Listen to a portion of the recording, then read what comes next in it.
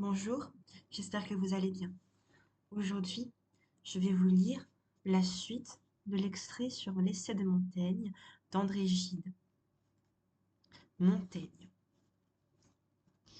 Il y fallait des amoureux qui soient bien amoureux, des avares qui soient bien avares, des jaloux qui soient bien jaloux, et des hommes qui se gardent d'être un peu tout cela à la fois. Montaigne n'a jamais été plus perspicace qu'en dénonçant sous cette fausse exigence esthétique l'entorse qu'elle donnait à la vérité. Je laisse aux artistes, et ne sais s'ils en viennent à bout, en choses si mêlées, si menues et si fortuites, de ranger en bandes cette infinie diversité de visages et arrêter notre inconstance et la mettre par ordre. Non seulement je trouve malaisé d'attacher nos actions les unes aux autres, mais chacune à part, soit je trouve malaisé de la désigner proprement par quelques qualités principales, tant elles sont doubles et bigarrées à divers lustres. Et dans le livre premier, nous lisons cette invite à Proust. Aussi, en notre âme, bien qu'il y ait divers monuments qui l'agitent, si faut-il qu'il y en ait un à qui le chant demeure. Mais ce n'est pas avec si entier avantage que pour la volubilité et souplesse de notre âme, les plus faibles par occasion ne regagnent encore la place et ne fassent une courte charge à leur tour.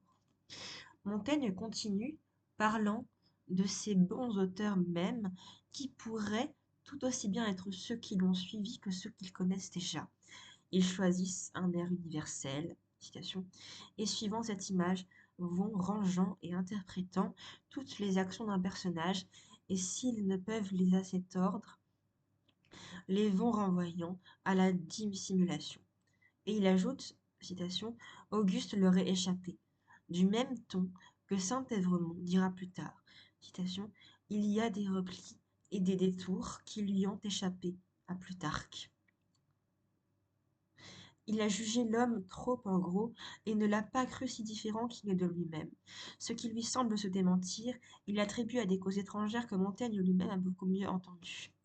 Mais Montaigne eût pu voir là, ce me semble, beaucoup plus que, comme il le fait, de l'inconstance, simplement. Je crois que la vraie question se cache à l'abri de ce mot.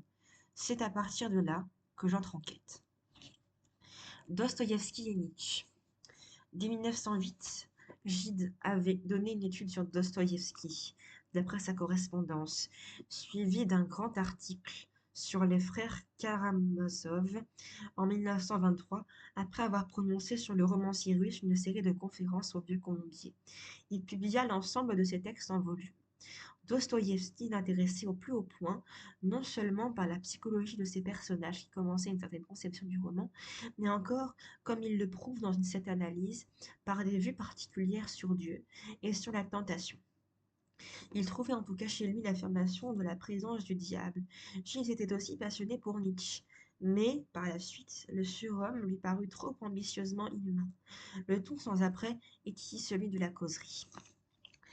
La question du diable, si j'ose ainsi dire, tient une place considérable dans l'œuvre de Dostoïevski. Certains verront sans doute en lui un manichéen.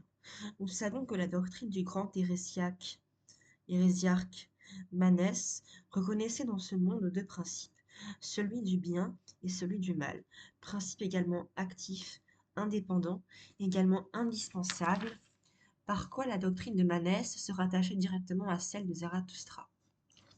Je vous lirai la suite dans 4 jours et passez de bonnes fêtes. Au revoir.